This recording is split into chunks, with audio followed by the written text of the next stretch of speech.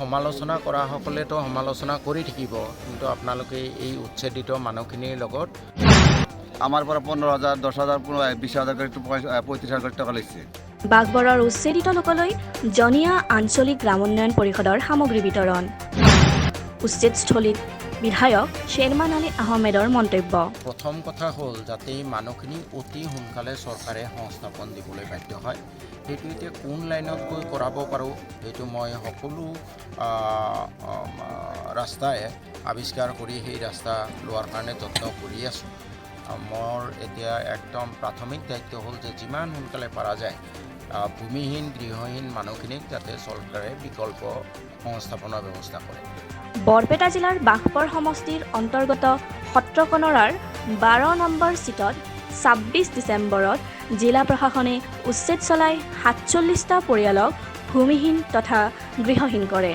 সম্প্ৰতি উচ্ছেদিত লোকসকলক কিঞ্চিত সহায়ৰ হাত আগবঢ়াবলৈ অস্থায়ীভাৱে শিবিৰ পাতি থকা লোকৰ কাষত থিয় দিছে জনীয়া আঞ্চলিক গ্ৰাম উন্নয়ন পৰিষদ।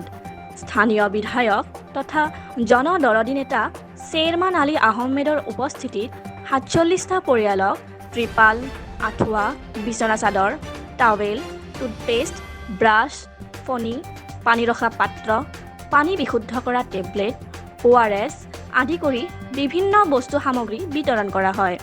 বিতৰণৰ সময়ত হাইৰ coordinator Rafiqul Islam, community mobiliser তথা জ্যেষ্ঠ সাংবাদিক মইনুল হক চৌধুৰী, সচেতন যুৱক জাকিৰ হুছেইন ওৰফে ৰাজু আৰু মহম্মদ আলী উপস্থিত থাকে। সামগ্ৰী বিতৰণৰ অন্তত সাংবাদিকৰ আগত বিধায়ক শ্বেৰমান আলী আহমেদ আৰু ভুক্তভোগীয়ে কৰা মন্তব্য শুনোৱা হওক।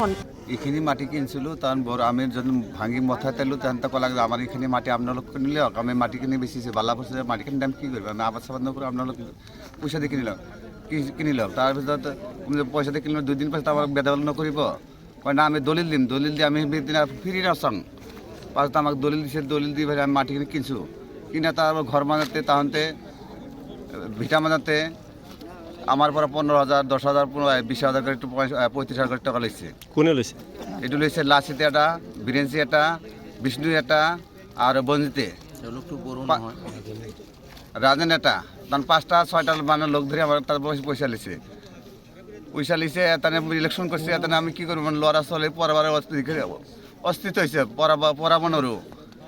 থাকিম ক'ত, ল'ৰা ছোৱালী ৰাখিম ক'ত, পঢ়াম ক'ত, মেট্ৰিক পৰীক্ষা আহিল, এতে আমি কি কৰোঁ ছাৰ, উপায় নহয়। মাটিখিনি আপোনালোকৰ নামত দিছিল নেকি? নামত দিছিল, দলিল চলিল গোটেই দিছে, ঘৰুৱা দলিল। সেইখিনি আপোনালোকে দেখুৱাইছিল নেকি? দেখাইছোঁ, ডিচি ছাৰক দিছোঁ, লক্ষ্য নকৰে।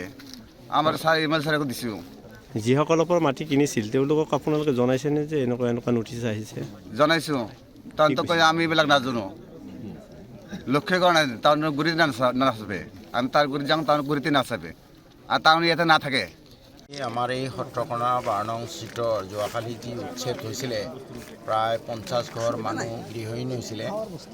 তেখেতসকলে এই ঠাণ্ডাৰ সময়ত তেখেতসকলে ক্ষতিগ্ৰস্ত হৈছে আৰু তেওঁলোকে ক'বলৈ গ'লে যান্ত্ৰৱ জীৱন যাপন কৰিবলগীয়া হৈছে, মনুষ্যত্বৰ জীৱন যাপন কৰিবলগীয়া হৈছে। এই সময়ত আমি অতি আনন্দিত যে আমাৰ গ্ৰাম উন্নয়ন পৰিষদ তেখেতসকল আগবাঢ়ি আহিছে এই মানুহখিনিক সহায় কৰাৰ কাৰণে। বিশেষকৈ আমাৰ আব্দুল মালিক ভাই, আমাৰ মাইনুল হক চৌধুৰী, ৰফিকুল ইছলাম লাগতিয়াল নিত্য প্ৰয়োজনীয় বস্তু লৈ আহিছে আমাৰ মানুহখিনিক সহায় কৰাৰ কাৰণে। আমি তেখেতসকলক ঘবৰ সমষ্টিৰ মই প্ৰতিনিধি হিচাপে ঘবৰ সমষ্টিৰ ফালৰ পৰা তেখেতসকলক আন্তৰিক ধন্যবাদ জ্ঞাপন কৰিছোঁ।